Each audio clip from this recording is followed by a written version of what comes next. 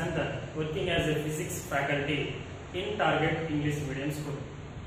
So, in our past videos, already I am explained very clearly how the amount of heat energy absorbed by a body is nothing but Q value, depend on the nature of the substance or material, and how the Q is depend on the mass of a substance. In this video, I have to explain about how the amount of heat energy absorbed by a body is nothing but Q value, how it is depend on the change or rise in temperature. So that is the concept in this video. Now come to that point here. First, to understanding of the relation between Q and delta T, change in temperature, simply we are called as a delta T. Delta is nothing but change, T is nothing but temperature. Which is changes here? Temperature is changes. That is the concept. So, for understanding of you, I will be explained with help of one suitable activity in this time, in this video. First of all, we can take a beaker. The beaker is filled with 1 liter capacity of water. After that, now we can take a thermometer. Thermometer placed in a beaker and noted the initial temperature. The initial temperature is we are considered as a T1. For understanding of you, we are considered 20 degrees Celsius. That's why the initial temperature of the water before heating the vessel or beaker, its temperature is 20 degrees Celsius. Now the beaker will be put over on a Bunsen burner and gently heated. So in this one we are considered that when we start heating the beaker, after 2 minutes,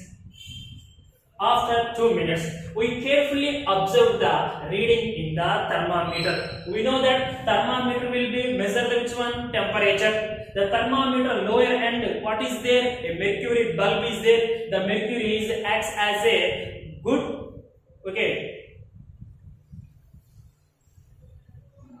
So mercury acts as a good conductor of heat rather than the water. That's why, so when the mercury bulb is at the lower end, this lower end of the bulb of the mercury is always we can keep into the which one? Vessel. That's why this mercury will be absorb the heat energy, then it will be start the expanding and the mercury thread will be move vertically upward. The mercury thread is represented the rise of the temperature in the beaker. That's why, so what is the initial temperature of the water in the beaker before heating? 20 degrees Celsius. After the 2 minutes, we are observe the reading in the thermometer. For understanding of you, we are considered that T2 degrees Celsius is, just we are considered 30 degrees Celsius, T2 value. And in the third case, now we can continuously heat that one, and after the 4 minutes, now again once again we can measure the temperature. The temperature we are considered as a T3 degrees. That is just for understanding of you, we are considered the 40 degrees Celsius. Once again listen very carefully. First of all, what you can do here, we can take a beaker. The beaker is filled with 1 liter capacity of the water at the room temperature. After that, now we can take a thermometer. The thermometer placed in a vessel and noted the initial temperature. For understanding of you, for this activity, I will be consider the initial temperature of the water is 20 degrees Celsius. Initial temperature is nothing but before starting off our experiment or before the heating. That is the meaning of that one. Now the beaker or vessel is placed over a flame of the Bunsen burner and is gently heated. Is nothing but slowly heated. After the 2 minutes, we observe the thermometer reading which is already placed in the beaker. Just for understanding of you, its temperature is 30 degrees Celsius. Now further continuously heat the beaker. After 4 minutes, once again we check the reading in the thermometer. It is showing the 40 degrees Celsius. Here what we are understanding, and I says that here in this one.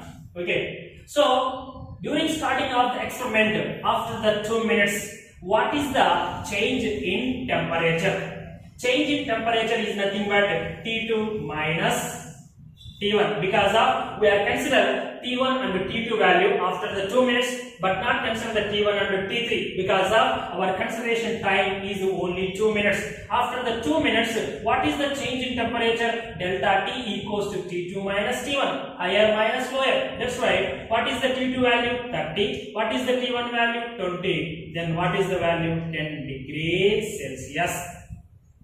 Means after the 2 minutes, how much change or rise in temperature is there? 10 degrees Celsius is there.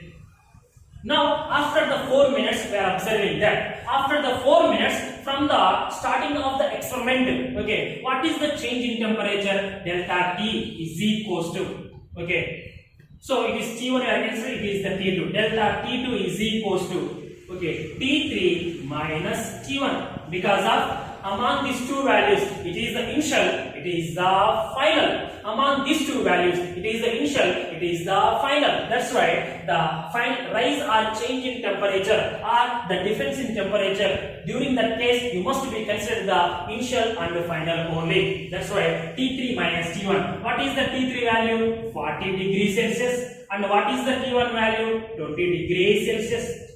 That's why 40 minus 20. What is the difference in the temperature? 20 degrees Celsius. So here we are observing that after the 2 minutes, how much difference in temperature? 10 degrees Celsius. After the 4 minutes, how much temperature is there? 20 degrees Celsius is there. So, okay. But how we can prove exactly? Means mathematically, I will give one idea to you to understand the relation between Q and delta T. Now here, already we are discussing that in 2 minutes, how much temperature difference you are observing there? 10 degrees Celsius when compared to the initial temperature. After 4 minutes, how much temperature difference you are observing there? 20 degrees Celsius when compared to the initial temperature. So already in the past two videos, I am clearly explaining in the concept of calorie also. 1 liter is nothing but 1 kg mass. Okay, so in 1 kg mass of the water, so for increasing or change the temperature by 1 degree Celsius, it absorbs how much heat energy? 4200 joules of heat energy is nothing but simply, okay, so 1 kilogram of water or 1 liter of water is absorbed or taken 4200 joules of heat energy from the flame. During such condition, the temperature of the substance is increased by 1 degree Celsius. That is the meaning of that one. But after the 2 minutes, how much temperature difference? 10 degrees. That's why for each degree, how much energy absorbed? 4200. That's why 4200 into difference in the temperature, then 42,000 joules. Okay, but after the 4 minutes, what is the difference in temperature? 20 degrees Celsius. That's why for each degree 4200 into 20, then the final value 84,000 joules. Here we are observing that. Okay, so for 10 degrees Celsius change or rise in temperature, it absorbed 42,000 joules of heat energy. But for 20 degrees Celsius change in temperature, it absorbed 84,000 joules of heat energy. Means what you are understanding here? Okay, so the difference in the temperature is increases. The absorbed heat energy is also increases. That's why for 10 degrees it is only 42,000. For 20 degrees it is 84,000. If the change in temperature is less, the absorbed heat energy is also less. That's why clearly we are telling that Q is directly proportional to delta T. Is nothing but the amount of heat energy absorbed by a body is always directly proportional to the rise in temperature. Is nothing but the change or rise in temperature is more, the substance will be absorbed more heat energy. If rise or change in temperature is less, the absorbed heat energy by the body is also less. Okay, so now in this time we discuss the another concept. It is very important concept in 10th standard level in the chapter of heat. The concept name is specific heat or specific heat capacity. Specific heat or specific heat capacity. It is represented by the symbol of either C or S, anyone. Okay, but how to define specific heat capacity and what is the formula, how we can derive the specific heat capacity formula, that is also discussed in this video. Now come to the point. The amount of heat energy required to rise the temperature of a unit mass of a substance or body by 1 degree Celsius or 1 Kelvin. Listen very carefully. The amount of heat energy required to rise the temperature of a body means is nothing but a unit mass of a body by 1 degree Celsius or 1 Kelvin. But here listen very carefully. Why I am saying clearly 1 degree Celsius or 1 Kelvin, both are same or not means. So already in the previous video I said that in the concept of temperature of the scales. Okay, so in the degrees, in the Celsius thermometer, the lower fixed point is 0, upper fixed point is 100. And the difference between the 0 to 100 is 100 divisions. Like the same way, in the Kelvin thermometer also, initial temperature means is nothing but lower fixed point is 273 Kelvin and the upper fixed point is 373 Kelvin. The difference between the lower fixed and upper fixed is also 100. That's why the divisions of the readings on the thermometer either in the Celsius or Kelvin scale is both are same, means each reading is represented the 1 degree in the Celsius thermometer, 1 degree in the Kelvin thermometer. Okay, so here I will give a little bit explanation. Already we know that, for example, 0 degree Celsius is nothing but what is the value in Kelvin is 273. For example, 1 degree Celsius is nothing but here what is that one? 274 Kelvin. Here we are observing that in the Celsius scale, so what is the change in temperature? 1 degree Celsius. In the Kelvin scale, what is the change in temperature? 1 Kelvin. So that's why we can easily take that 1 degree Celsius is nothing but 1 Kelvin during this type of conditions. So how we can find specific heat of a substances, or which formula we are using to find the specific heat of a substance means. So that is also we discussed in this time. So already according to the definition we know that the amount of or quantity of heat energy required to rise the temperature of a unit mass of a substance by 1 degree Celsius or Kelvin, that is called specific heat or specific heat capacity. But so already in the past videos I am clearly explaining that the amount of heat energy is absorbed by a body is depend upon the how many factors? 3 factors. One is nature of the substance or material, and second one is mass of a substance, and third one is change or rise in temperature. That's why here we have come to that point. The amount of heat energy required to rise the temperature of m mass of the substance we have taken. That's why m mass of the substance we have taken. For that mass of the substance, we supplied few heat energy. During that condition, the temperature changes in that body is delta T.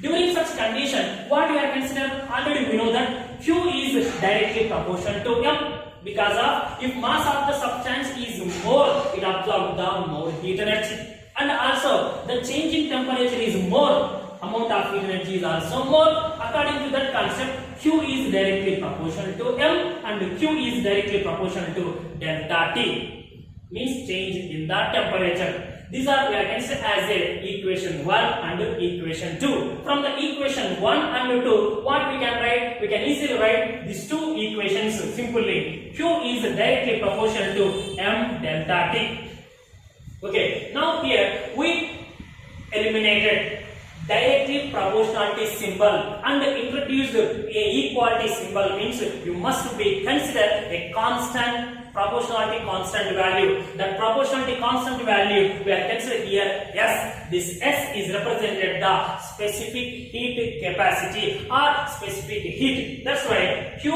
is equals to S into M delta T. Means in the place of directly proportionality symbol, we are introduced the equal. At that time, you must be considered or taken one constant value here. So this equation we should be also write that simply Q is equals to Ms delta T. Q is nothing but the amount of heat energy absorbed by a body or liberated by a body. M is the mass of the substance. S is the specific heat. Delta T is the change in temperature. From this equation, we can simply write the formula of specific heat. S is equals to means here. Okay, so in this equation, the left hand side, which term is there? Heat energy is there. In the right hand side, mass, specific heat, and change in temperature is there. That's why mass and change in temperature, these two terms are transferred to the left hand side. Then, so S is equals to, we should write easily Q by M into delta T. So this is the formula of specific heat. S is the specific heat. We know that Q is the amount of heat energy. M is the mass. Delta T is the change in temperature. So already I am explained clearly what is the formula to find the specific heat means. S or C. It is represented by the any one symbol that is different on the different recipes are there. So S is equals to Q by M into delta T. This is the formula for the specific heat or specific heat capacity. Now in this time we discuss the what are the units of specific heat. SI unit is, we know that Q is nothing but heat energy. What is the heat energy? SI unit Joule. Mass, the SI unit of mass is kilogram and SI unit of temperature is K. That's why the SI unit of specific heat is Joule per kilogram into Kelvin. This is simply we can write, means is nothing but the kilogram and Kelvin you bring to the numerator side, we can write as Joule kilogram power minus 1 Kelvin minus 1. And the CGS unit is the heat energy. The CGS unit of heat energy is calorie. CGS unit of mass is gram, and the CGS unit of temperature is degree Celsius. That's why calorie per gram degree Celsius. So now gram and degree Celsius you bring to the numerator side, then calorie gram power minus 1 degree Celsius power minus 1. But already I said that 1 calorie is equals to how many joules? 4.2 joules. Approximate, that is the approximate value. What is the exact value? 4.186. But most of the cases we are considered the 4.2 joules for our convenient purpose. That's why 1 calorie equals to 4.2 joules. But here 1 calorie per gram degree Celsius is equals to how many joules? Is nothing but the relation between units of the specific heat CGS and SI system. That is simply meaning of that one. But 1 calorie per gram degree Celsius is equals to 4200 joule per kilogram into Kelvin. It is correct or not? Also, I will prove here only. So 1 calorie per 1 gram into 1 degree Celsius. This is that way we can write this equation simply. So 1 calorie is equals to how many joules? Already we know that. 4.2 joules. Next 1 gram is equals to how many kilograms? 10 power minus 3 kilograms into 1 Kelvin is equals to 1 degree Celsius. How I says that? In the Celsius and thermometer, the difference in the distance is 100. That's why 1 degree Celsius is nothing but 1 Kelvin. That's why 1 Kelvin. Now here we can write 4.2 joules into 10 power minus 3. I bring to the numerator side. It becomes to the 10 power plus 3. Then what is the remaining one? 1 kilogram into 1 Kelvin. So now here that is equals to 4.2 into 10 power 3. 10 power 3 is nothing but 1000. 4.2 into 1000. What you can write? 4200 joule per, what is it here? Kilogram into Kelvin. That is one. That's why 1 calorie per gram degree Celsius is equals to 4200 joule per kilogram into Kelvin. So, and one more small concept included in the specific heat capacity, but this concept is not in your 10th standard level in our CRT syllabus, but maybe for the APRJC and Polytechnic examinations. Okay, so sometimes they are asking this bit. That's why for that purpose only I am explaining this one. Okay, simply I will explain. Molar specific heat capacity. So what is the molar specific heat capacity? Already specific heat capacity, we know that the amount of heat energy required to rise the temperature of a unit mass of a substance by 1 degree Celsius. But instead of mass of a substance, simply we can write mole of a substance. Okay, that's why the amount of heat energy required to rise the temperature of a unit mole mass of a substance by 1 degree Celsius, that is simply we are called molar specific heat capacity. Okay, so the specific heat capacity, either molar or normal mode, it is represented by the symbol either C or S. C or S is equals to Q by M into delta T. That is the only specific heat capacity. So already we know that S is equals to Q by M into delta T. Here M is represented mass of a substance, but here they are not asking the mass of a substance. They are given what is that one? Molar mass. That's why molar mass means instead of the mass of a substance, we can write the molar mass. That symbol is mu. That's why simply S is equals to Q by mu into delta T. In certain cases, means simply, sometimes it is also appeared R 1 by mu into delta Q by delta T. Delta is Q is nothing but change in the heat energy. Okay, so that's why Q by mu into delta T, that is equals to 1 by mu, means mu separately you can write, and remaining comes delta Q by delta T. Okay, because of here the temperature changes, absorbed heat energy is also changes. That's why for the Q and T we can both are taking the delta. And what is the SI unit? It does not have the CGS unit, so it has the SI unit is joule. Heat energy is joule and mole is nothing but molar mass. Again, so joule per mole into Kelvin or joule mole power -1 and Kelvin power -1. So and also I am telling some important specific heat capacity values in the 10th standard level. So these values are regularly they are asking during the examination.